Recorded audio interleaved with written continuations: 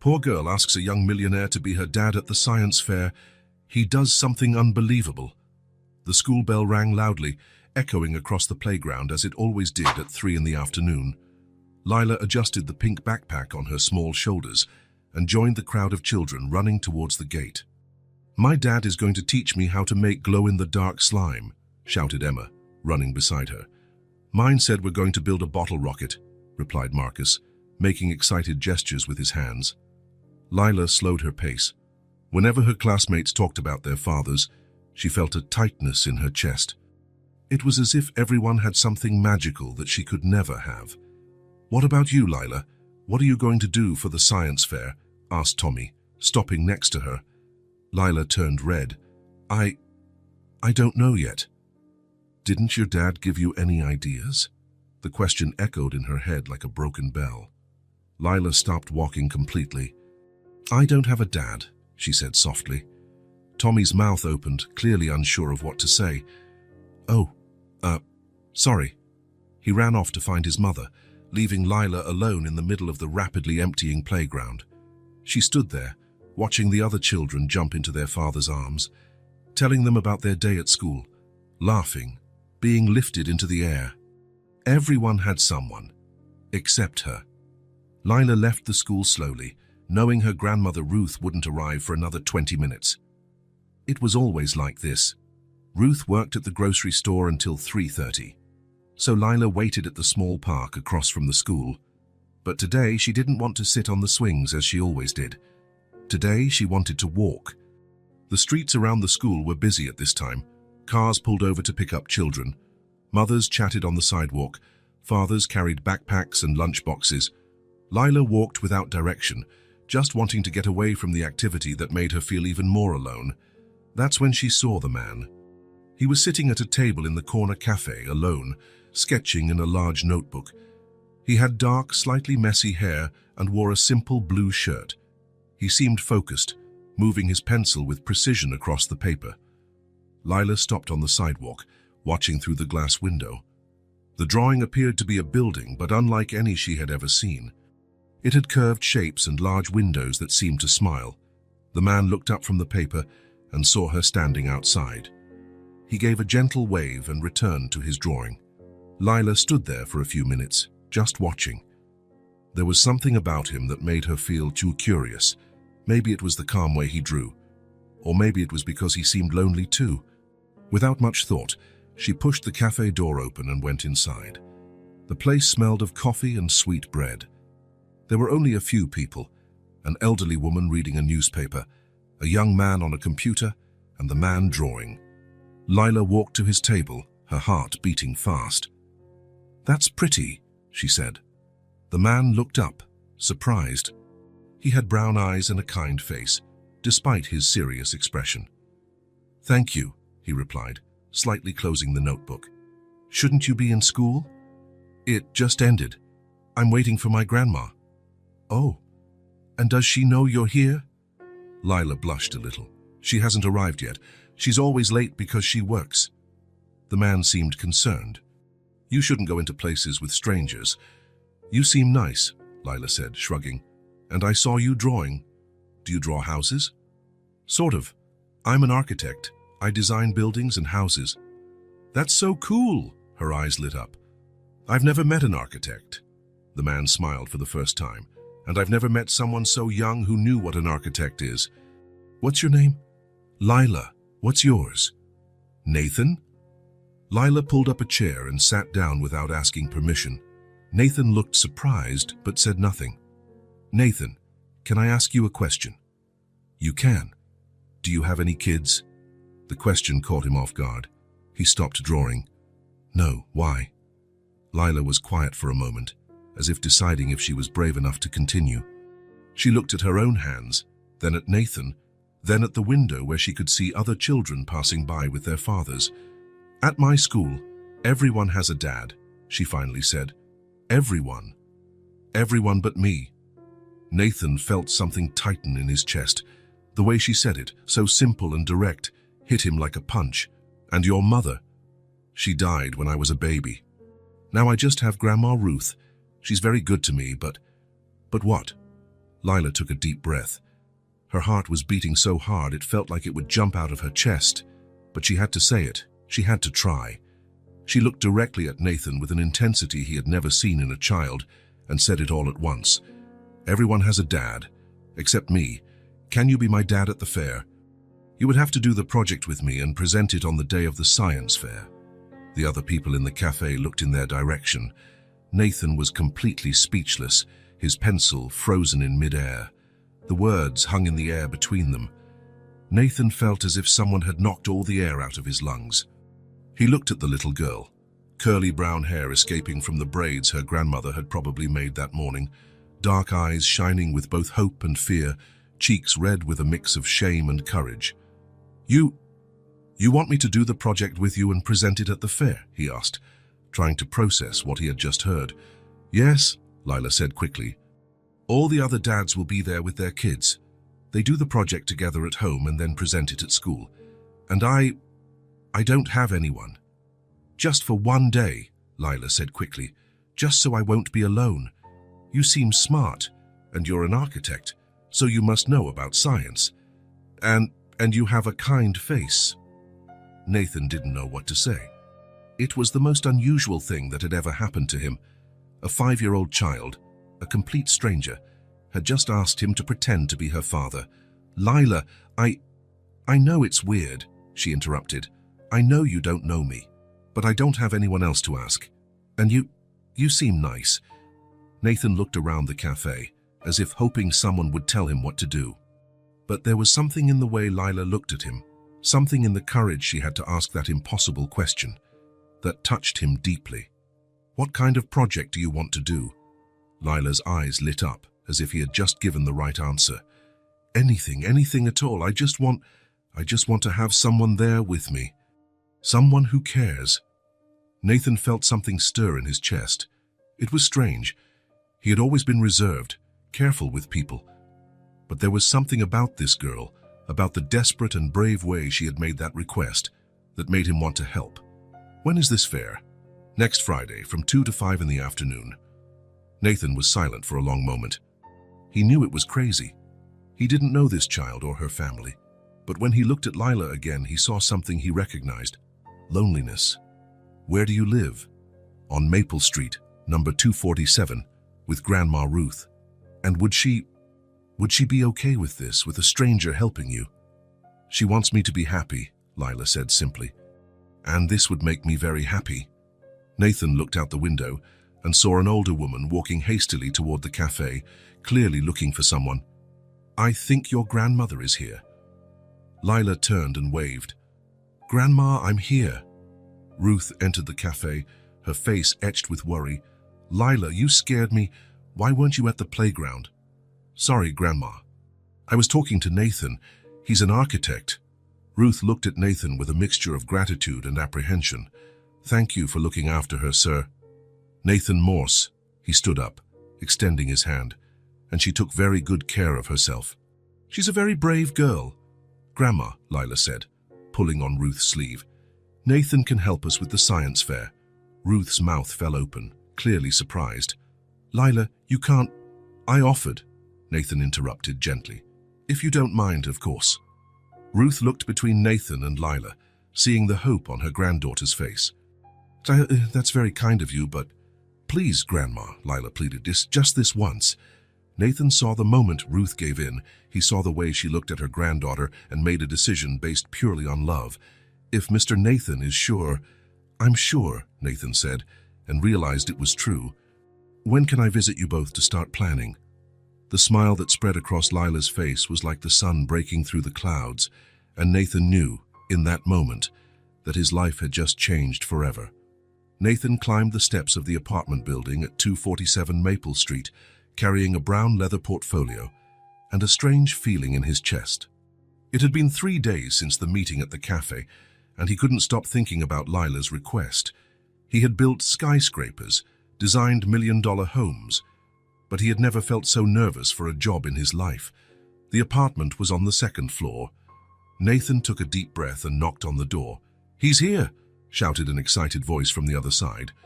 The door swung open, and Lila appeared with a smile that took up her entire face. She was wearing a yellow t-shirt with a cat drawn on it and had lost one of her front teeth since the last time they'd seen each other. "Nathan, you really came." "Of course I came. We had a deal, didn't we?" "Lila, let the man in," said an older voice.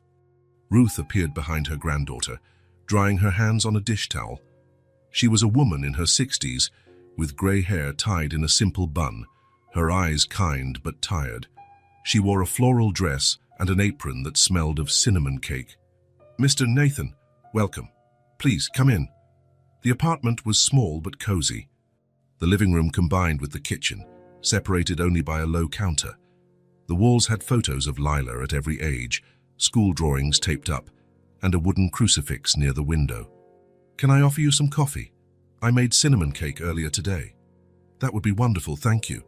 Lila pulled Nathan by the hand to the sofa. "Sit here. I need to tell you about my idea for the project." Nathan sat down and opened his portfolio, taking out a drawing pad and some pencils. "I'm all ears." "I want to make a volcano," Lila said, her eyes shining. "But not just any volcano, a real volcano with clay that has a real eruption." "A volcano? I saw it on the internet at my friend Emma's house. There are some volcanoes that people make that look like real mountains, and when you put some chemical stuff inside, lava comes out that looks like fire." Nathan smiled. It was a classic project, but Lila spoke about it as if it were the most incredible thing in the world. "That's a great idea. Have you thought about what size you want to make it?" "Big." Lila opened her arms wide. "Really big, so everyone can see it from far away." Ruth brought a tray with coffee and slices of cinnamon cake. "Lila has been talking about this volcano ever since you left the cafe. She barely slept from all the excitement." "It's an interesting project," Nathan said, accepting the cup of coffee. "May I ask what you do for a living, Ruth?" "I work at the local grocery store in the deli and dairy section. Nothing too fancy, but it pays the bills." "And it's honest work," Nathan said. "That's what matters." Ruth smiled, seeming to relax a little. "You're very kind. I still can't believe you're willing to help Lila like this without even knowing us." "Sometimes life puts people in our path for a reason," Nathan replied, surprising himself with his own words. Lila moved closer to him on the sofa. "Nathan, have you ever made a volcano before?" "Never." "I've made huge buildings out of, but never a volcano." "Then this one will be your best," Lila said with absolute conviction. Nathan laughed, a genuine laugh that made Ruth raise her eyebrows in surprise. "You know what? I think you're right." They spent the next hour planning. Nathan made sketches on the drawing pad, while Lila dictated her ideas. The volcano needed to be at least 16 inches tall, it had to be dark brown like the mountains she saw on TV, and the lava had to be red just like fire. "We're going to need clay," Nathan said, making a list. "Paint, vinegar, baking soda, food coloring." "And where are we going to make it?" Lila asked. Ruth approached. "There's a small backyard behind the building. The residents can use it. It's just grass and some plants, but it's spacious." "Perfect," Nathan said. "Can you show us?" The backyard was indeed small, but it had a white plastic table and a few chairs. It was enclosed by a low wooden fence and overlooked other similar yards. It was simple, but had a welcoming feel. "This is where Lila plays when she's not at school," Ruth explained. "This is where I build sandcastles in the summer," Lila said, "but now we're going to build a volcano." Nathan looked around, already visualizing where they could work. "It's perfect. We can start tomorrow if you'd like." "Tomorrow?" Lila jumped up. "Really? Really? I'll bring all the materials." Ruth touched Nathan's arm. "Mr. Nathan, how much will all this cost? I can—" "Don't worry about that," Nathan said gently. "It's my pleasure to help. But I can't accept you spending your money." "Ruth," Nathan interrupted her, looking at Lila, who was watching them attentively. "Let me do this." "Please." Ruth nodded, her eyes welling up. "You're an angel." The next day, Nathan appeared at the door with huge bags. He brought clay, paints, brushes, a water spray bottle, baking soda, vinegar, red food coloring, and even small aprons to protect their clothes. "I brought everything," he announced. Lila ran to help him carry the bags. "Wow, that's a lot of stuff. We're going to make the most amazing volcano in the world." They set up at the table in the backyard. Nathan spread newspaper over the surface and placed the clay in the center. First, we'll model the basic structure, he explained, taking a handful of clay. A volcano has a specific shape. Want to try? Lila plunged her hands into the clay with enthusiasm. The cold, damp material stuck to her fingers, and she laughed. It's squishy. It is. Now, let's make a mountain. Start from the center and work your way out. They worked side by side, Nathan guiding Lila's small hands as they molded the base of the volcano. Ruth came out several times to watch their progress, always with a smile on her face. It needs to be taller here, Lila said, piling on more clay. Be careful not to make it unstable, Nathan advised. A good foundation is everything, Lila, just like in life. What do you mean? Nathan paused for a moment, thinking about how to explain. Well, if you don't have a strong foundation, everything can collapse. So we always build slowly, carefully to make sure it will last. Like Grandma Ruth does with me? The question took Nathan by surprise. What do you mean? She always teaches me things slowly, like how to brush my teeth right, how to tie my shoes, how to be polite. She says it's important for me to grow up well. Nathan felt something stir in his chest. Your grandmother is very wise. She's the best grandma in the world, but sometimes I feel sad because she gets tired, and because I don't have a mom and dad like the others. But you have someone who loves you very much. That's the most important thing. Lila looked at him seriously. Do you have someone who loves you? Nathan stopped molding the clay. It was a simple question, but it hit him like a fist. Not really. Why not? It's complicated. Adults sometimes have a hard time finding special people. But you're nice and kind, and you know how to make volcanoes. Nathan laughed. Thank you, Lila. You're nice too. Can we be friends then? Of course we can. They continued to shape the volcano, their hands working together in the clay. Nathan taught Lila how to smooth the surfaces, how to make the perfect conical shape, how to create the crater at the top. Now comes the fun part, Nathan said when they finished modeling. Let's paint. Lila dipped the brush in the brown paint with so much enthusiasm that it splattered on her apron. Can I paint it however I want? Of course. It's your volcano. She painted with wide, cheerful strokes, covering the clay with shades of brown, grays and black. Nathan helped her with the details, showing her how to create textures that looked like real rock. And now the lava, Lila said, grabbing the red paint. Let's paint it as if the lava is flowing down the sides, Nathan suggested. Lila painted red and orange lines that trickled from the top of the volcano to the base. Her hands were completely colored, but she didn't care. It's looking amazing, she said, taking a step back to admire their work. It really is, Nathan agreed. Now we need to let it dry before we test the eruption. How long? A few hours. How about we have lunch and come back later? Ruth had prepared ham and cheese sandwiches, and they ate in the backyard, watching the volcano dry in the sun. Lila told him about school, about her friends, about the books she liked to read. Grandma Ruth reads me a story every night before bed, she said. What kind of stories? About princesses, animals, and kids who have adventures.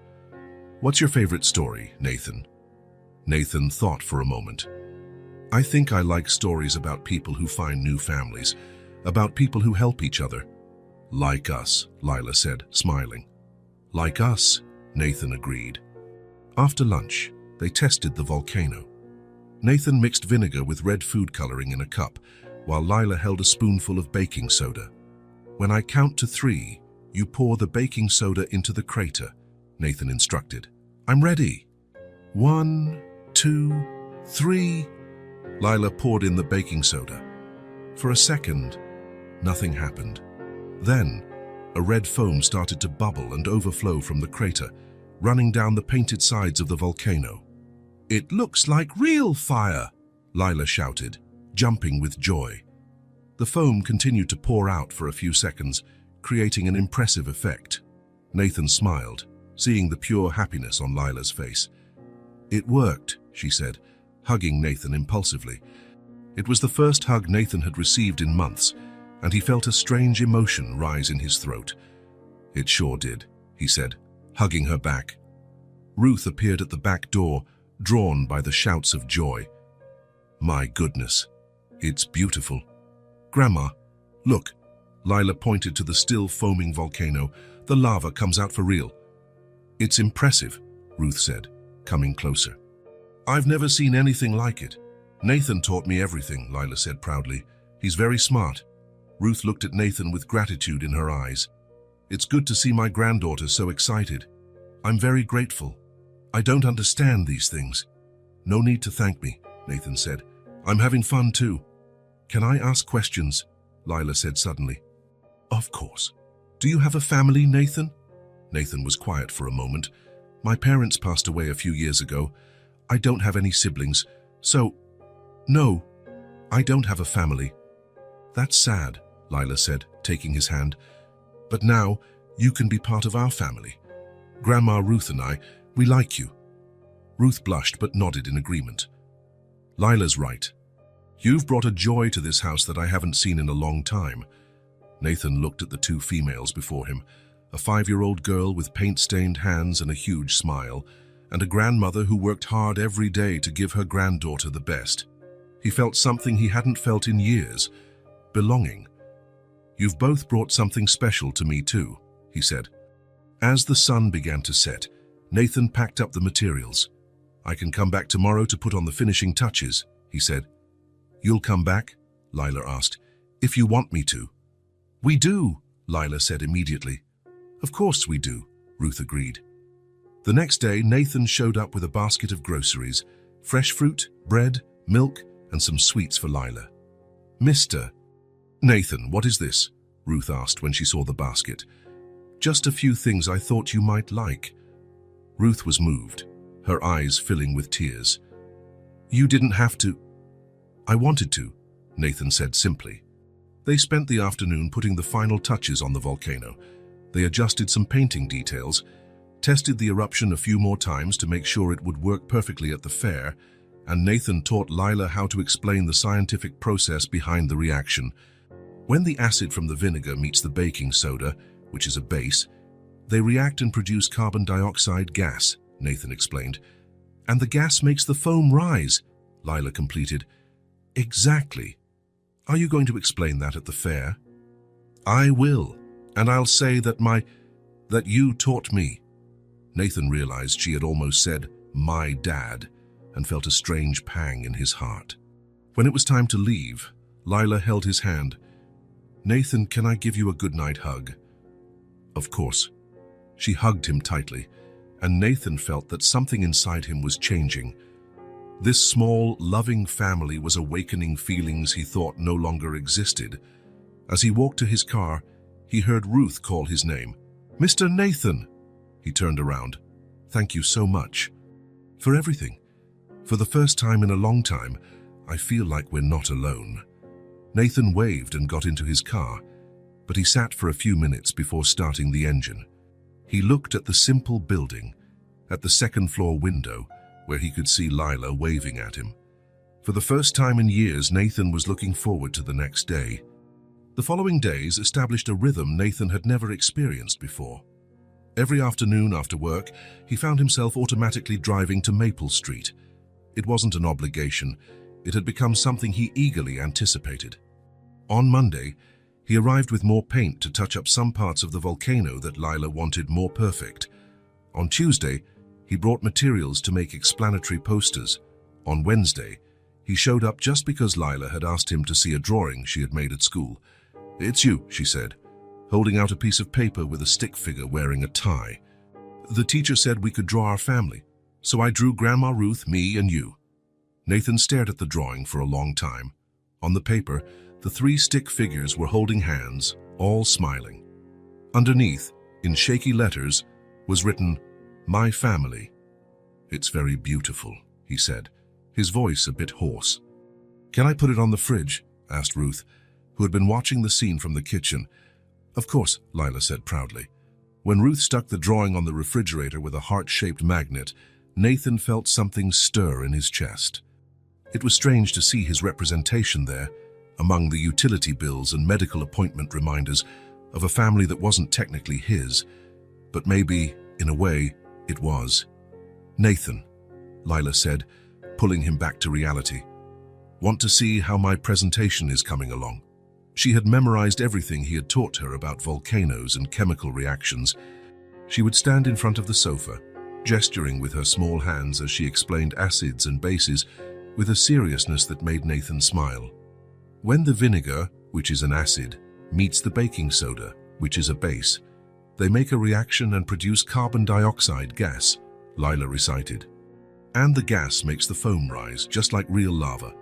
"Perfect," Nathan said, clapping. "You're going to impress everyone." "Really? I won't forget anything." "Even if you do, it's no problem. The important thing is that you understand how it works." Lila smiled and threw herself onto the sofa next to him. "Nathan, can I ask you a question? Always. Why don't you have any kids?" The question caught him off guard, as it always did with Lila. She had a way of getting straight to the point that was both refreshing and frightening. I never found the right person to have kids with." "But you like kids. You like me. I like you very much. So why don't you get a wife and have kids?" Nathan laughed. "It's not that simple, Lila. Sometimes things don't happen the way we plan. Grandma Ruth says God has different plans for everyone. Your grandmother is wise. She said maybe God's plan was for you to meet us." Nathan looked at Ruth, who was in the kitchen preparing tea, pretending not to listen to the conversation. "What do you think about that?" "I think Grandma Ruth is right," Lila said, leaning her head on his arm. "You showed up right when I needed a dad for the fair." The weight of her head on his arm was both light and immense. Nathan sat very still, trying to process the emotions this child stirred in him. "Nathan." "Yes." "After the fair, are you still going to come visit us?" The question was simple, but it carried a world of hope and fear. Nathan could hear between the lines what she was really asking. "Are you going to abandon us when you don't need to help with the volcano anymore?" "If you want me to come, I'll keep coming." "I want you to," Lila said immediately. "And Grandma Ruth wants you to too. She's happier when you're here." Nathan looked at Ruth again. It was true. There was something different about her posture when he was around. She seemed lighter, less tired. "Then I'll keep coming." Lila smiled and closed her eyes, clearly sleepy. Ruth approached with a small blanket. "She always takes a little nap after school," she explained, covering her granddaughter. "It's very tiring being a child. Can I stay here until she wakes up?" "Of course. More tea." They sat in the kitchen while Lila slept on the sofa. Ruth told him about her job at the grocery store, about the regular customers she had known for years, about how difficult it sometimes was to raise a child alone. "Some days I feel lost," she admitted. "Lila asks questions I don't know how to answer. About science, is about the world, about why some children have parents and she doesn't. You're doing an incredible job with her." "Thank you, but it's nice to have help.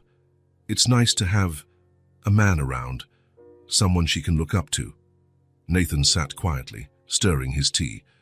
"Ruth, may I ask about her parents?" Ruth sighed. "Her mother, my daughter Abby, died in a car accident when Lila was 6 months old. Her father," she paused. "Her father disappeared when he found out about the pregnancy. We never heard from him again." "I'm sorry." "Don't be.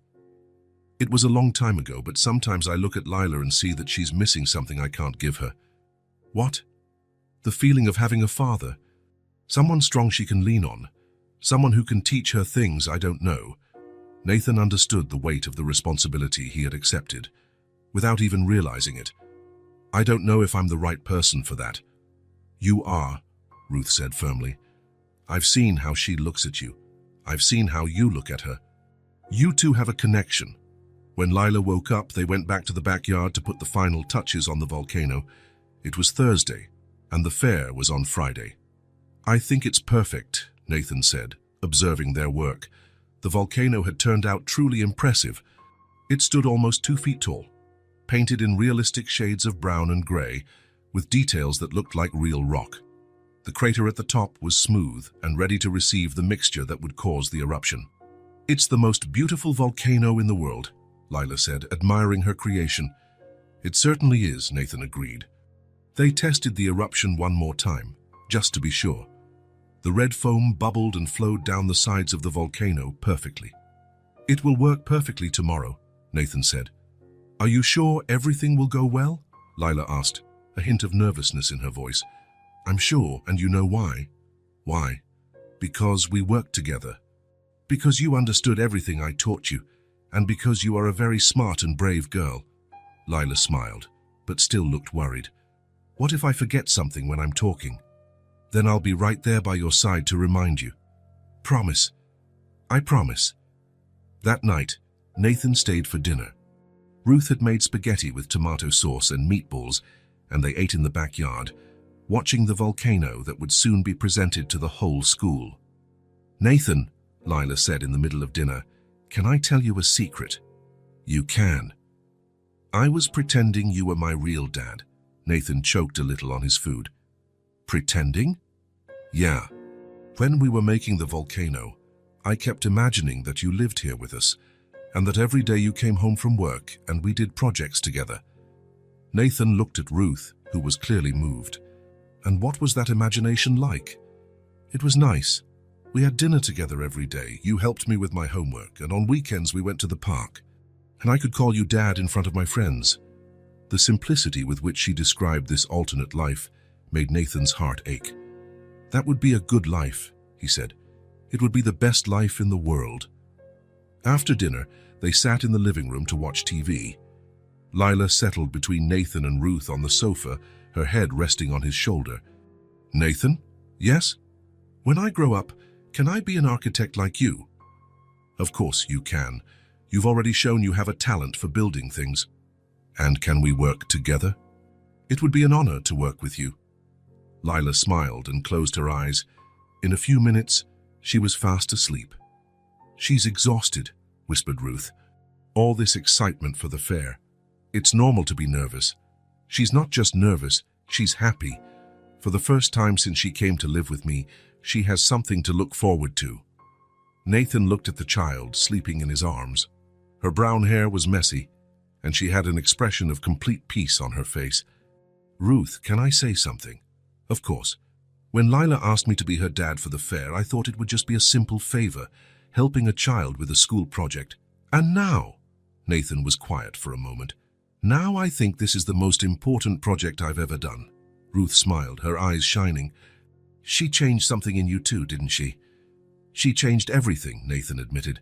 "My whole life was work, projects, meetings, deadlines. But here, with you two, I find a simplicity I never had. And we found someone who cares about us." Nathan carried Lila to her room, where Ruth put her to bed without waking her. She murmured something about volcanoes in her sleep, making both adults smile. "Good night, my flower," Ruth whispered, kissing her granddaughter's forehead. Nathan stood at the door for a moment, watching Lila sleep. It was strange how this child had become so important to him in such a short time.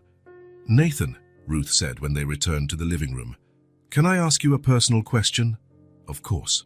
"Do you regret agreeing to help Lila?" "Never." "Why?" "Because I know this has changed your routine. I know you have your own life, your own problems." Nathan sat on the sofa. "Ruth, do you want me to be honest?" "Always. I didn't have a life before I met you two. I just had work. I'd come home to an empty apartment, eat a frozen dinner, watch TV alone and then go to sleep. On weekends, I'd work more. And now? Now I have something to look forward to every day. I have people who care if I show up or not. I have a child who draws me as part of her family." Ruth smiled. "Then we are the ones who should be thanking you. I think we help each other." On Friday morning, Nathan arrived early with a new red t-shirt. "He's here!" shouted Lila, running to the door. She was also wearing a red t-shirt, and her hair was tied in 2 pigtails with red bands. "We're matching," said Nathan, opening his arms. "Identical," said Lila, jumping up to hug him. Ruth appeared from the kitchen, smoothing her own blue dress.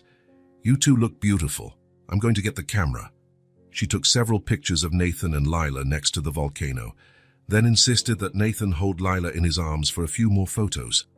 "To keep as a memory," Ruth explained. When it was time to leave for school, Lila got nervous. "What if it goes wrong? What if the volcano doesn't work?" "It will work," said Nathan, kneeling in front of her. "And even if it doesn't, it's okay. The important thing is that you did your best. Will you stay by my side the whole time? The whole time.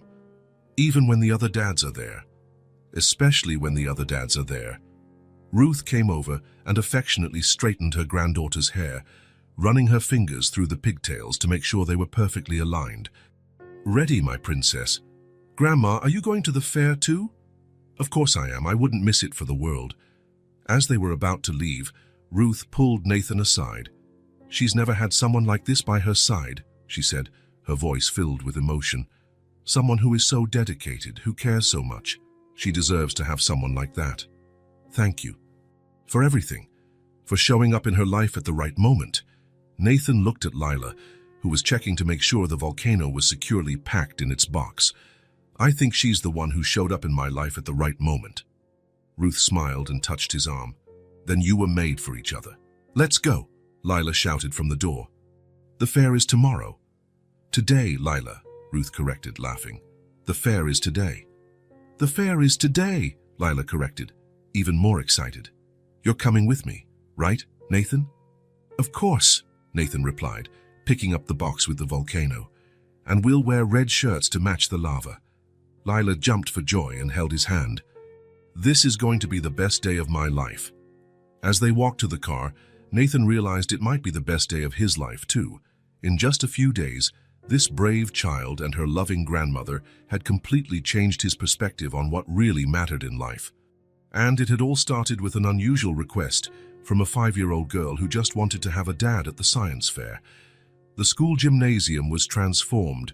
Tables scattered everywhere displayed projects of all colors and sizes. There were robots made of cardboard, miniature gardens, experiments with crystals, and even a model of the solar system that spun when you pressed a button. Lila held Nathan's hand so tightly that he could feel her nervousness through her small fingers. She looked around with wide eyes, watching all the other children with their parents, setting up their projects on the assigned tables. "There are so many people," she murmured. "There are," Nathan agreed, carrying the box with the volcano. "But look at all the cool projects here. Yours is going to stand out." "You think so?" "I'm sure of it." Ruth walked behind them, carrying a bag with the extra materials for the demonstration. She also seemed nervous, constantly checking if she had everything they needed. "Table number 15, Nathan read from a piece of paper. "It should be over there." Their table was near the entrance, a prime location. Nathan placed the box on the table and carefully began to take out the volcano. "Wow!" exclaimed a girl from Lila's class. "What a big volcano!" "It's my project," Lila said, her chest puffing out with pride. "Did you make it by yourself?" "I made it with my—" Lila looked at Nathan, hesitating. "I made it with Nathan." The girl watched Nathan with curiosity. "Is he your dad?" Lila turned red. He helped me with the project." Nathan felt a pang in his chest. He could see that Lila wanted to say yes, that he was her dad, but she didn't know if she could. "Lila did most of the work," Nathan said, placing a hand on her shoulder. "I just helped with a few tips." The girl nodded and ran off to show her own project to her parents. "Nathan," Lila whispered, "can I call you Dad today?" The question caught him completely off guard. He looked at Ruth, who had overheard and was watching him with expectation. "If that's what you want," he said finally. The smile that spread across Lila's face was worth any embarrassment Nathan might feel. "It's what I want most in the world." They spent the next few minutes arranging the display. Nathan had made posters explaining the scientific process behind the eruption, and Lila arranged them carefully around the volcano. "It's perfect," said Ruth, taking pictures with the old camera she had brought. The fair officially started at 2 in the afternoon. The first visitors were family members, parents, grandparents, younger siblings. Lila stood beside the volcano, her hands trembling slightly. "I'm nervous," she admitted. Nathan knelt beside her. "It's normal to be nervous, but do you remember what I told you?" "What?" "Let's have fun. It was really great doing this project with you. I'm sure they'll love it." Lila took a deep breath and nodded. "Can I hold your hand when I present?" "Of course." The first visitors approached. It was a family with a small child in their arms. "Hi," said the mother, smiling. Is this volcano yours? It is, said Lila, her voice still a little shaky. I want to see how it works. We'd love to. Lila began her presentation, explaining how she had molded the volcano with clay, how she had chosen the colors to make it look like a real mountain, and how the chemical reaction worked. When the vinegar, which is an acid, trace meets the baking soda, which is a base, they cause a reaction and produce carbon dioxide gas, she said, gaining confidence with every word. Very smart, said the father. And who taught you that? My dad, Lila said without hesitation, looking at Nathan. Nathan felt his heart skip a beat. Can I see the eruption? Asked the small child. Of course. Lila grabbed the vinegar and baking soda. Dad, can you help me? Nathan came closer, mixing the red food coloring with the vinegar while Lila explained each step. Now I'm going to add the baking soda, Lila said, pouring the powder into the crater. The reaction was immediate.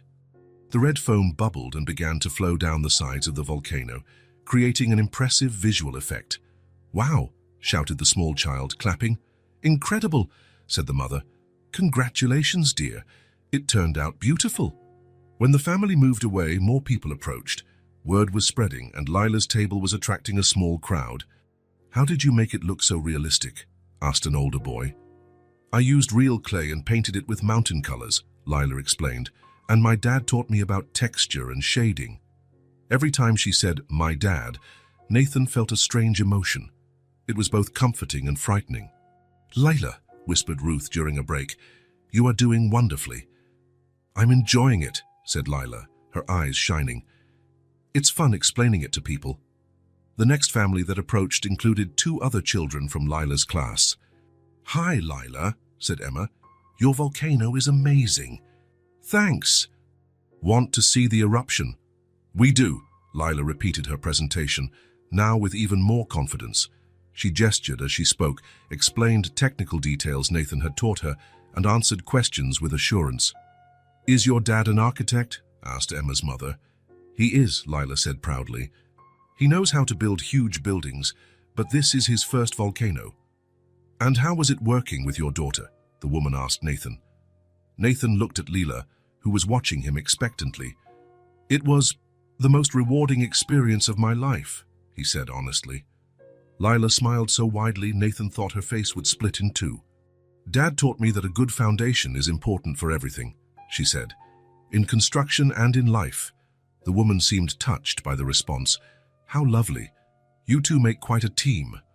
As the afternoon went on, more and more people stopped at their table. The volcano was clearly one of the most impressive projects at the fair, and Lila was blooming with all the positive attention. This is my grandma Ruth, she introduced when a teacher approached. And this is my dad, Nathan. They helped me make the best volcano in the world. It really is very impressive, said the teacher. Lila, can you explain the scientific process again? Lila gave her presentation for the 10th time that afternoon, each time more fluent and confident. Nathan felt incredibly proud. She's a very special child, the teacher commented to Nathan. You must be very proud. We are, Nathan said, realizing he wasn't lying. At 4 o'clock, the fair's judges began to circulate, observing all the projects and taking notes. There were 3 adults with clipboards, including the school principal. When they arrived at Lila's table, she was ready. Good afternoon, said the principal. Is this your project? It is. I made a volcano that really erupts. Want to see? We would love to. Lila gave her best presentation yet. She explained the entire process, from molding the clay to the chemical reaction that caused the eruption. She demonstrated the experiment flawlessly and answered all the judges' questions with intelligence and enthusiasm. Very impressive, said one of the judges. How old are you? 5. 5? And you understand all this chemistry? My dad taught me, Lila said, looking at Nathan with adoration. He's very smart. The judges made a few more notes and moved on to the next table. How do you think it went? Lila asked, nervous again. I think you were perfect, Nathan said. Really? Really, I'm very proud of you. I'm proud of me too, Lila said, smiling. At 5 o'clock, It was time to announce the winners. All the families gathered in the center of the gym as the principal stood on a small platform. "Good afternoon, families," he began. "We were impressed by the quality of the projects presented today. All the children showed incredible dedication and creativity." Lila squeezed Nathan's hand tightly. "We'll start with some honorable mentions," the principal continued. He announced several projects, and Lila clapped politely for each one, though she was clearly nervous. "Now for the main prizes. The award for Best Scientific Project goes to—" Nathan felt Lila hold her breath. "Marcus Thompson, for his peat bottle rocket." Marcus ran forward with his father, and everyone applauded. "The award for Best Presentation goes to Emma Rodriguez for her crystal garden." Emma went up to the platform with her mother, beaming. Lila started to look disappointed. "And finally," said the principal, "the Creativity Award for the project that most impressed the judges with its originality and execution." The gymnasium fell completely silent. Lila Santos for her scientific volcano. For a second, Lila was frozen. Then she shouted with joy and jumped on the spot. "I won!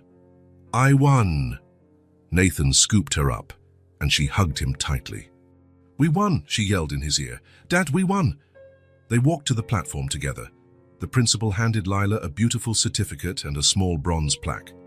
"Congratulations, Lila," he said. "Your project was exceptional, and congratulations to you as well," he said to Nathan. "It's good to see a father so involved in his daughter's education." Nathan nodded, not correcting him. In that moment, he felt like her father. Lila held the prize above her head, smiling for all the clicking cameras. Ruth was crying with joy in the audience. "Thank you, Dad," Lila whispered in Nathan's ear, "for doing this project with me." "Thank you for asking me," he whispered back. After the ceremony, many people came to congratulate Lila. She introduced Nathan as her father to everyone, and he didn't correct her. "Are you going to celebrate?" her teacher asked. "We are," said Lila. "We're going to the park for popcorn and ice cream." "What a perfect plan," the teacher smiled. As they were leaving the school, Lila was still carrying her prize as if it were the most precious treasure in the world. "Can I keep this in my room?" she asked. "Of course," said Ruth. "We'll put it on a special shelf." The park was 2 blocks from the school. It was a simple place, with a few pieces of playground equipment, benches scattered on the grass, and a popcorn and ice cream vendor with a colorful cart. "I want sweet popcorn," said Lila, running ahead. Nathan bought sweet popcorn for her and chocolate ice cream for everyone. They sat on a bench under a large tree, watching other children play on the equipment. "Tell me again how it was when they said my name," Lila requested. "Well, the principal said, 'The Creativity Award goes to Lila Santos.'" Nathan imitated the principal's voice. "And I screamed," said Lila, laughing. "You screamed very loudly. I think the whole school heard." "And you picked me up." "I did. You were so happy I couldn't resist." Ruth watched them talk, a gentle smile on her face. She ate her ice cream slowly, clearly savoring the moment. "Grandma Ruth, did you see when I explained about acids and bases?" Lila asked. "I did. My flower. You were brilliant." "Nathan taught me everything. He's the best teacher in the world." Nathan felt his chest warm. "You're the best student in the world." They stayed at the park for over an hour. Lila played on the slide, swung on the monkey bars, and insisted that Nathan push her on the swing. "Higher!" she shouted, laughing. "Not too high," Ruth warned. "Be careful not to fall." "Nathan won't let me fall, right, Dad?" "Never," Nathan promised. As the sun began to set, they decided to head home. Lila was tired but still euphoric, talking non-stop about the fair. "Tomorrow I'm going to take the prize to show at school," she said. "And I'm going to tell everyone that my dad helped me make the best volcano." Nathan and Ruth exchanged a look. They both knew this situation couldn't last forever, but neither of them wanted to be the first to bring it up. "Nathan," Lila said suddenly, "can I ask you something?" "Always." "Did you like being my dad today?" The question was simple, but heavy with meaning.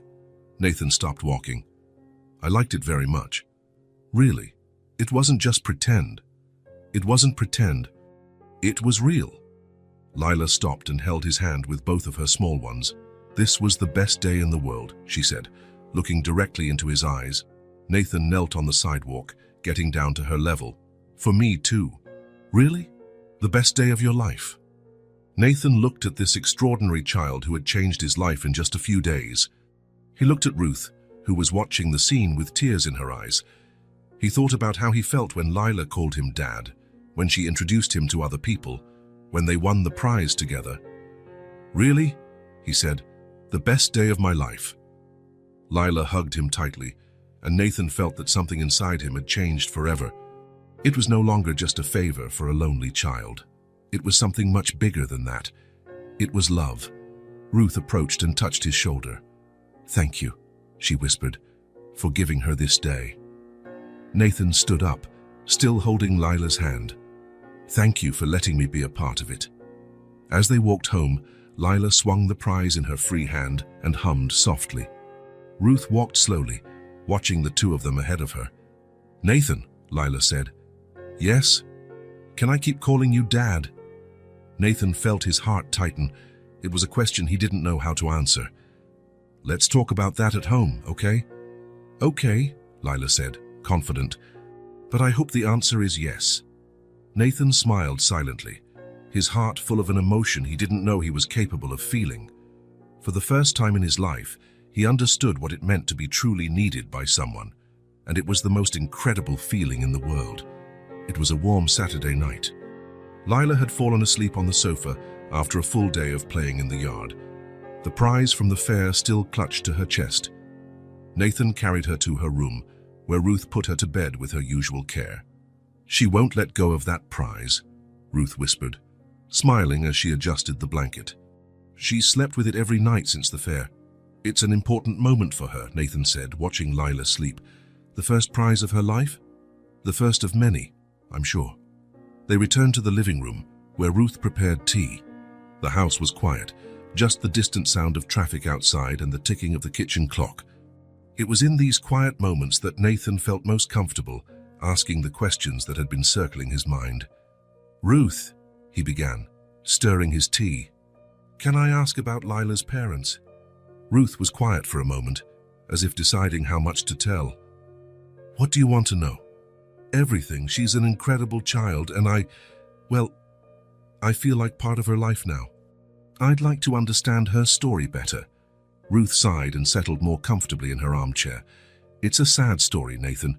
Are you sure you want to hear it?" "I'm sure." "Lila is my daughter Abby's child, Abigail. She was my only child." Nathan noticed she spoke in the past tense and felt a tightness in his chest. "Was. Abby died when Lila was 6 months old. A car accident on a rainy night. She was coming home from work." "I'm sorry." "Thank you. It was the worst moment of my life. Losing a child is something no mother should ever go through." Nathan remained quiet, giving Ruth space to continue. "Abby was so young. She was only 20 when she got pregnant. Still a girl full of dreams and plans? And Lila's father?" Ruth's face hardened slightly. "Her father vanished when he found out about the pregnancy. Just disappeared. We never heard from him again." "What do you mean?" "Vanished. Abby was in her 3rd year of college. She met this guy, fell head over heels. When she found out she was pregnant, she told him all happy, thinking they would build a family together." Ruth paused to take a sip of tea, clearly emotional. "And what happened?" "He said he was too young to be a father, that he had other plans. The next day, he had changed his major and never showed up again." Abby was devastated. Nathan felt anger rise in his chest. How could someone abandon a pregnant person like that? What a coward.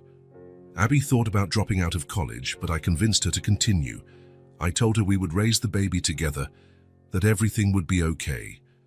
And you did. We did. Abby was a wonderful mother, even being so young. She worked part-time, studied at night, and took care of Lila during the day. I helped when I could." Nathan tried to imagine how difficult it must have been for a 20-year-old girl to raise a daughter alone. "What was his name?" Ruth hesitated. "Marcus Wheeler. But please, Nathan, never go looking for him."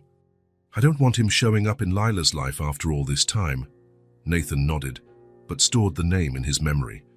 Do you have pictures of Abby? Lila has so few of your features. She must take after her father more. I have some pictures. Yes. Do you want to see? If you don't mind. Ruth stood up and went to an old piece of furniture in the living room. She opened a drawer and took out a worn photo album. I don't look at these photos much. It's too painful. She sat next to Nathan on the sofa and opened the album. The first pages showed a little girl playing in the yard. This is Abby at 5 years old, the same age as Lila now. Nathan looked at the photo and his heart stopped. The girl in the photo had the exact same smile as Lila, the same bright eyes. She was beautiful. She was just like Lila, full of energy, curious about everything, always asking questions. Ruth turned a few pages, showing photos of Abby growing up. Birthdays, graduations, family moments. This is from her high school graduation, Ruth said, pointing to a photo of a beautiful young woman in a blue dress. Nathan looked at the photo and felt a strange sensation. There was something familiar about that face, those eyes. She was very pretty, he commented. She was, and smart, and always the top student in her class. Ruth continued turning pages until she reached the college photos. This is from her freshman year of college. Nathan looked at the photo and the world stopped around him. It was a picture of Abby with a group of friends, all wearing university t-shirts. She was laughing, her brown hair shining in the sun, her eyes full of life. It was Abby Richards, his Abby Richards from freshman year of college, his girlfriend from years ago before he went to study abroad. Nathan, Ruth said, noticing he had gone very quiet. Are you okay? Nathan couldn't speak. His hands trembled as he held the album. He began, but his voice failed him. What is it? Ruth. What was Abby's maiden name? Richards. Why? Nathan closed his eyes, feeling the world spin around him. Abby Richards, his Abby from his freshman year of business administration, the girl he had dated years ago, before leaving to study abroad. Nathan, you're pale. What happened? He opened his eyes and looked at Ruth. I knew Abby. What do you mean you knew her? In college, many years ago. We dated. Ruth was surprised but not alarmed. Really? When was this? In her freshman year of college. I was a junior. We dated for a few months. And what happened? I won a scholarship to study abroad. I would be away for 2 years. We were very young, so we decided to break up. She went on with her life. I went on with mine. Ruth nodded, seeming to understand. What an incredible coincidence. It is. I never saw her again after I came back. I heard she had graduated, but we lost touch completely. Nathan looked at the photos in the album again. Now it all made sense. Why Lila seemed familiar. Why he felt so connected to her. That's why Lila reminds me of someone. She has Abby's eyes, the same smile. She really does. People always commented on how much they looked alike. Nathan felt strange. It was as if fate had conspired to place him in Lila's life. Ruth, this doesn't change anything, you know, right? What do you mean, about Lila? About us? The fact that I dated her mother years ago doesn't change how I feel about her now. And how do you feel? Nathan thought for a moment. I love that girl, as if she were my own daughter. It doesn't matter who her biological father is. It doesn't matter the connection I had with her mother. Lila won my heart all on her own. Ruth smiled, her eyes welling up. She really did win you over. She did. And you too, Ruth. You both have become my family. Ruth took his hand. It's strange how life works, isn't it? You and Abby met years ago. You each went your separate ways, and now fate has brought you to take care of her daughter.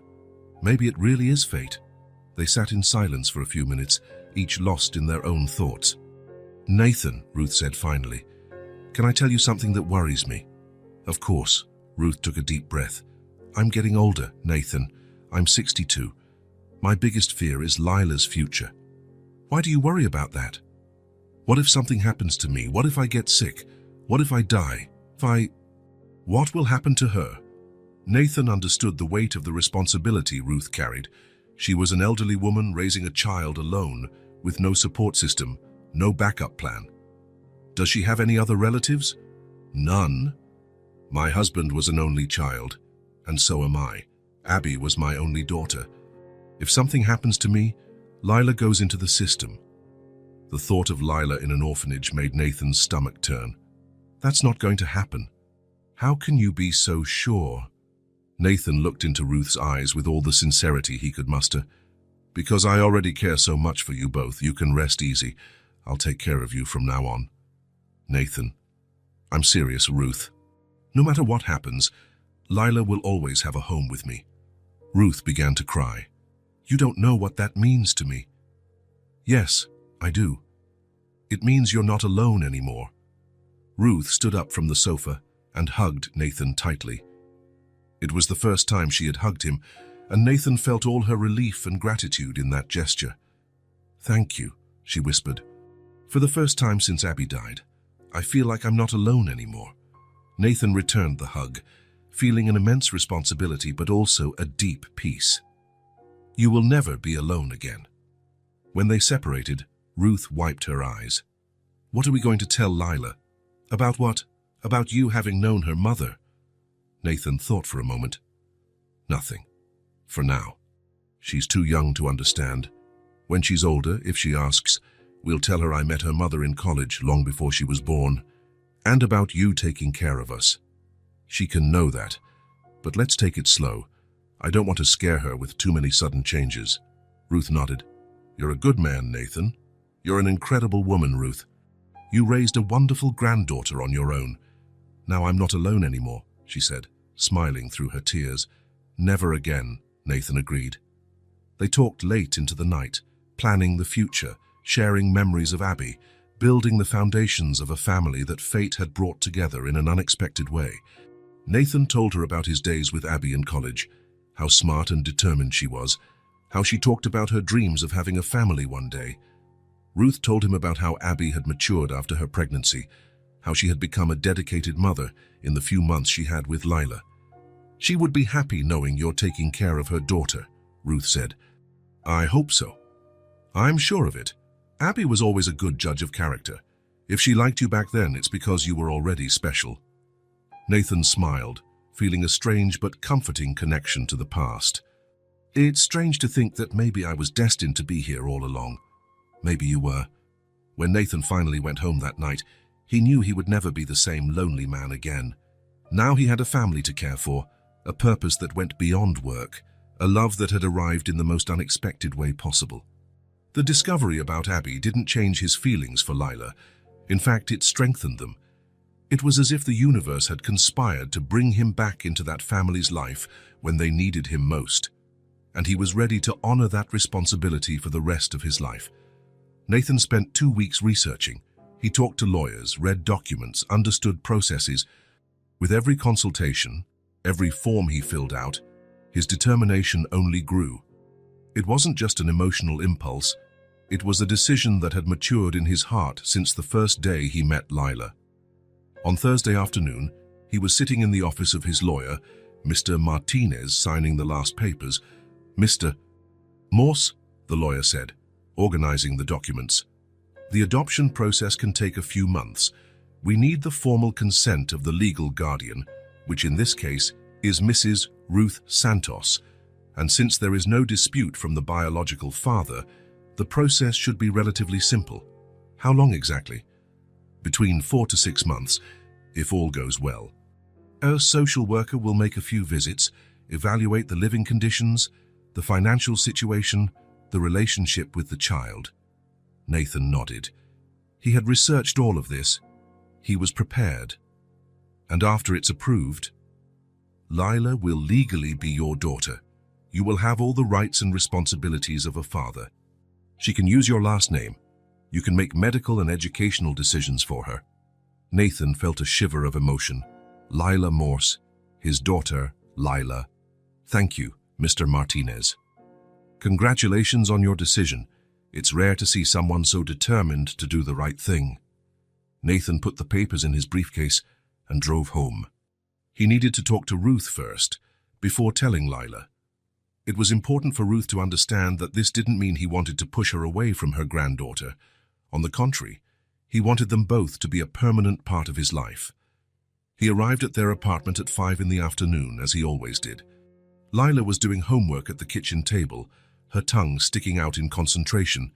"Nathan," she shouted, running to hug him. "Hi, Princess. How was school?" "Good. The teacher said our volcano is still in the teacher's lounge because she wants to show it to other classes." "That's great. You must be proud." "I am." She went back to the table. "Fine, now I'm drawing a picture of our family." Nathan looked over her shoulder. On the paper were 3 figures, a shorter one with grey hair, Ruth, a small one with pigtails, Lila, and a tall one in a tie, him. They were all holding hands in front of a house. "It's beautiful," he said, his heart tightening. "Do you like it?" "I'm going to give it to my teacher tomorrow. I like it very much." Ruth appeared from the kitchen, drying her hands on her apron. "You're just in time. Dinner is almost ready." "Ruth, can I talk to you? Alone?" Ruth noticed the seriousness in his tone. "Of course." "Lila, finish your homework while Nathan and I talk in the backyard." They went out to the small backyard. The sun was setting, painting the sky in orange and pink. "What is it, Nathan? You seem nervous." "I am nervous. I have something important to tell you." Ruth sat in one of the plastic chairs, giving him her full attention. "I've made a decision about Lila." "About us?" "What kind of decision?" Nathan took a deep breath. "I want to adopt Lila. I want her to be my daughter, legally." Ruth's eyes widened. "Nathan, I know it's a big decision. I know it changes everything. But I love that girl, as if she were my biological daughter. And I want her to have the security of knowing she will always have a family, always have someone looking after her." Ruth was quiet for a long moment, processing the information. "And me? What happens to me?" "You come with us. Forever. You are her grandmother, the person who raised her until now. I would never try to separate you, but she would be your daughter. And your granddaughter. Nothing changes that. In fact, I was thinking, what if the 3 of us became a real family? What if I bought a house where we could all live together?" Ruth started to cry. "You would do that. I've already started the adoption process, and I'm already looking for houses. With a yard for Lila to play in, a garden for you to tend, with space for all of us." "Nathan, that's more than I ever dreamed of." "So you agree with the adoption?" "Of course, I agree. You are the best thing that has ever happened to Lila, and to me too." Nathan felt immense relief. "Now we need to tell her. How will you explain it?" "With the truth, that I want to be her real dad, not just for pretend." They went back inside, where Lila had finished her homework and was coloring her family picture. "Lila," Nathan called, "can you come here? I need to talk to you about something important." Lila left her colored pencils and came to sit between Nathan and Ruth on the sofa. "Did I do something wrong?" "No, Princess. You didn't do anything wrong. Actually, I want to ask you a question." "What question?" Nathan knelt in front of her, getting to her eye level. "Lila, do you remember when you asked me to be your dad at the science fair?" "I remember. And how did you feel when I said yes?" "Happy, very happy." "And what if I said I want to be your dad forever, not just at the fair, but every day?" Lila's eyes widened. "What do you mean?" "I want to adopt you. I want you to be my real daughter. With papers. With everything official." Lila was very quiet, processing the information. "But I already have Grandma Ruth." "And you'll continue to have her. Grandma Ruth will always be your grandma. But now you would also have a dad. A real dad." "A real dad." Lila looked at Ruth, who nodded encouragingly. "And I could call you Dad in front of everyone, whenever you wanted, and you would live with us. The 3 of us would live together, in a new house, with a yard." Lila thought for a few seconds, which felt like an eternity to Nathan. "I always wanted a dad," she said finally, her voice small but full of emotion. "Can I really call you Dad?"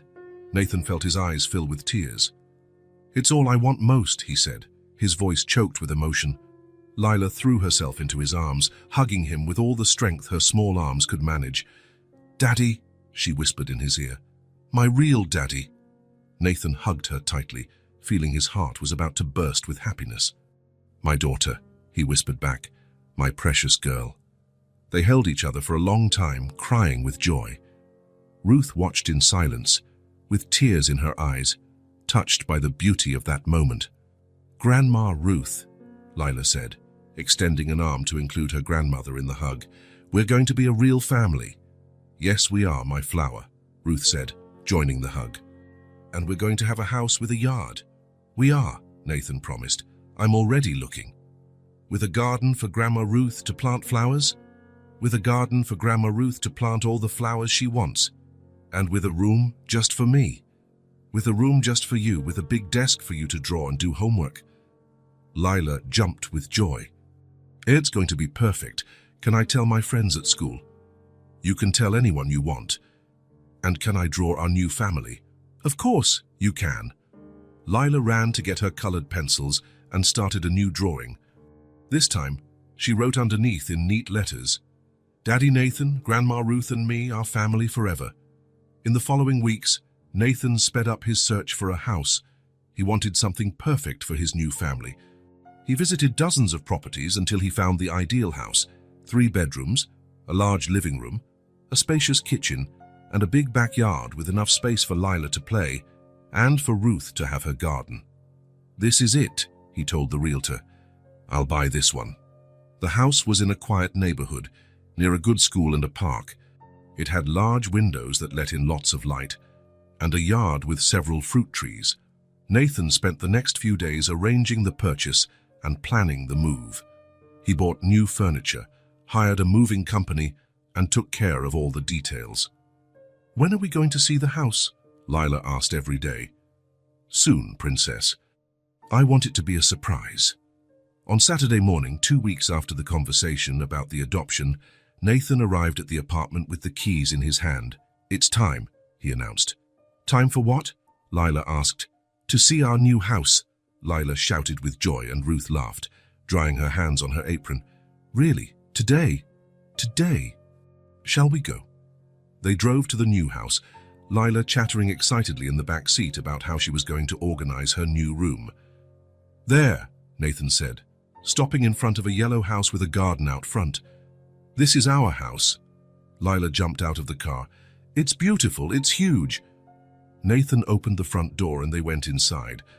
The house smelled of new paint and had an immediately welcoming feel. "This is the living room," Nathan said. "Look at this space," Ruth exclaimed. On the new bookshelf in the living room, Nathan had placed the volcano they had made together in a prominent position. "Our volcano," Lila shouted.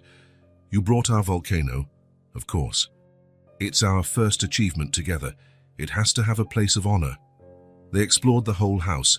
Ruth was enchanted with the spacious kitchen and her room, which had a view of the garden. Lila was ecstatic with her new room. It had a large window overlooking the backyard, a new bed with a pink bedspread, and a large desk perfect for drawing and doing homework. "It's the most beautiful room in the world," she said, jumping on the bed. "And look," said Nathan, opening the closet.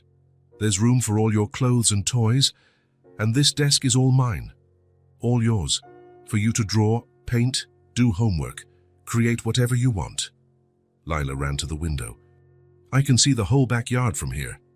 "And now let's see Grandma Ruth's favorite part," Nathan said. They went out to the backyard, where Nathan had had wooden benches installed under the trees and had prepared flower beds. "Nathan," Ruth exclaimed, her hands to her mouth, "you made a garden." "I did. Here you can plant all the flowers you want. Roses, daisies, sunflowers. And there are benches for me to rest while I take care of the plants. For you to rest, and for us to sit together on Sunday afternoons." Ruth walked through the garden, touching the empty beds, already imagining what it would be like when they were full of flowers. "It will be my special corner." "It will be our special corner," Nathan corrected, "for the whole family." Lila ran through the yard, exploring every corner. "Can I plant a tree, a very small one that will grow with me?" "Of course you can. We'll choose a special tree for you." "And can I play here every day?" "Every day. It's your yard now." They spent the rest of the morning exploring the house and the yard, planning where everything would go, imagining what life would be like there. "When are we moving?" Lila asked. "Next week. I've already hired the moving company." "Next week for real?" Ruth seemed unable to believe it. "Next week. It's time to start our new life together." Lila sat on one of the garden benches, swinging her legs. Daddy." "Yes, Princess?" "Thank you for choosing to be my dad." Nathan sat next to her on the bench. "Thank you for choosing me to be your dad. But I chose you first. At the cafe, remember? When I asked you to go to the fair with me. That's true. You chose me first. And now we're family forever." Forever. Ruth joined them on the bench, looking at the garden that would soon be in bloom. "Do you know what this means?" she said. "What?" asked Nathan and Lila together. "It means that each of us has our own space in this house. Lila has her special room, I have my garden, Nathan has his office. But the most important thing," Nathan interrupted, "is that we all have a sense of belonging. We have a family. We have a home," Ruth completed. "We have a home," Lila agreed, snuggling between the two adults. They sat on the bench for a long time, looking at the yard, planning the future, feeling the peace of finally being where they belonged. The volcano on the living room shelf was just the beginning. Now they were going to build a whole life together, brick by brick, moment by moment, with the same care and love they had used to build that first project. Nathan looked at Lila and Ruth, his chosen family, his family of the heart, and knew he had made the best decision of his life. "Welcome home," he said. "Welcome to the family," they replied, almost at the same time, and for the first time in a long time, all three of them felt exactly where they were supposed to be, home, with family, at peace. The Sunday sun streamed through the large window of Lila's room, creating golden squares on the wooden floor. 3 months had passed since they moved into the new house, and every corner already bore the mark of the family that lived there. Ruth's garden was blooming with daisies and roses, and Lila's room was filled with drawings taped to the walls. Nathan was in the living room organizing some work papers when he heard small footsteps coming down the stairs. Lila appeared carrying a sheet of paper, colored pencils, and a determined expression on her face. "Daddy," she said, approaching the table where he was working. "Hi, Princess, what do you want to do?" Lila placed the paper on the table and held her pencil firmly. "Daddy, now I want to make houses, like you do." Nathan's heart warmed. For all these months, Lila had shown a growing interest in his work. She always asked about his projects, wanted to see the drawings, and understand how houses came off the paper. "Really? You want to learn how to draw houses?" "I do." "Can you teach me?" Nathan looked at this 5-year-old girl, now legally his daughter, with her eyes shining with curiosity. "Then let's start right now." He stood up and went to his office for materials. He returned with drawing paper, small rulers, special pencils, and some small pieces of wood and glue he used for making models. "First, let's start with the basics," Nathan said, sitting beside her. "Every house needs a solid foundation. Like the volcano." "Exactly like the volcano. Remember what I told you. A good foundation is everything." Lila nodded seriously and picked up her pencil. "Where do I start?" "Let's draw the floor plan first. It's like a map of the house seen from above." Nathan guided her small hand, helping her draw rectangles that represented the rooms. "This square can be the living room," he explained. "And this one here, the kitchen. And where is Grandma Ruth's garden?" "Behind the house." "We'll draw it here." They spent half an hour drawing, with Lila asking questions about every detail. Why were the windows in certain places? How did water get to the kitchen? "You ask a lot of good questions," Nathan said. "A good architect always asks questions." "So I can be a good architect." "You can be anything you want to be, Princess." Ruth appeared from the kitchen, where she was preparing an afternoon snack. "What are you two up to over there?" "I'm learning how to make houses, Grandma," Lila said, showing her drawing. "Look, this is the living room, this is the kitchen, and here is your garden. How clever. It looks very nice." "Now we're going to make a real model," Nathan said, picking up the pieces of wood. "We're going to build a little house with these materials." Lila's eyes lit up. For real? With glue and everything. With glue and everything. They moved to the backyard, spreading the materials on a garden table. Nathan taught Lila how to measure the pieces of wood, how to cut paper for the windows, how to glue the pieces together carefully. Slowly, he would say when she got anxious. In architecture, patience is very important. Daddy, when I grow up, can I work with you? It would be an honor to work with you. And can we make houses for people who don't have a place to live? The question took Nathan by surprise. Why did you think of that? Because at school the teacher told us about people who don't have homes. And I thought that if I knew how to make houses, I could help them. Nathan stopped gluing and looked at his daughter, 5 years old, and already thinking about using her talents to help other people. You know what? That's the best reason to be an architect I've ever heard. Really, really. Building houses to help people is the most important job there is. They continued working on the model. Ruth came and went, bringing lemonade, watching the father and daughter work together with a smile on her face. Done, Lila said when they glued the last piece. Our first house together. The model was simple but beautiful. A small house with 2 windows, a red door and a pointed roof. It's perfect, Nathan said. You have a natural talent. Can I keep it in my room? Of course. It's your creation. As Lila admired the model, she ran inside the house and came back with another paper in her hand. Daddy, I have one more thing to show you. What is it? Lila unfolded the paper. It was a drawing made with colored pencils, showing 3 figures holding hands. A tall man in a tie, an older woman in a floral dress, and a small girl with pigtails. Behind them was a yellow house with a garden full of flowers. At the bottom of the drawing, written in colorful, crooked letters, was "Get our family." Nathan stared at the drawing for a long time, feeling a deep emotion rise in his chest. When did you make this? Last night, before I went to sleep. I wanted to give it to you as a present. It's the most beautiful gift I've ever received in my life. Ruth came closer to see the drawing. Nathan saw her eyes fill with tears. She squinted to hold back the emotion, but couldn't hide her moved smile. Lila, Ruth said, her voice choked, you drew our family. I did. It's the 3 of us forever. Nathan held the drawing carefully, as if it were made of the most precious material in the world. Can I frame this and put it in my office? You can. That way everyone will know you have a family. Everyone will know I have the best family in the world. The sun was setting, painting the backyard in gold. Ruth was watering her flowers. Lila was playing with the model they had made. And Nathan was watching the 2 most important women in his life. Daddy, Lila said suddenly, are you happy being my dad? Nathan knelt beside her, getting down to her eye level. Lila, being your dad is the thing that makes me happiest in the whole world. Really? Happier than making huge buildings?